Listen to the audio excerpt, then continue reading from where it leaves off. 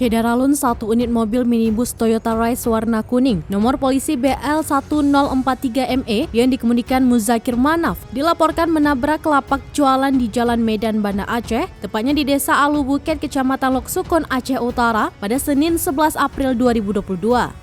Kejadian itu diperkirakan terjadi sekitar pukul 16 waktu Indonesia bagian Barat dan tidak ada korban jiwa dalam kejadian tersebut.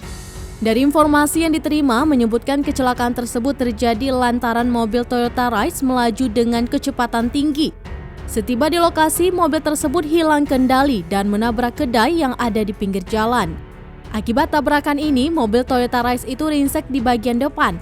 Dari foto yang tersebar di media sosial, terlihat pria yang mengemudikan mobil tersebut adalah Mualim sapaan akrab Muzakir Manaf yang saat ini menjabat sebagai Ketua Umum DPA Partai Aceh atau Komite Peralihan Aceh.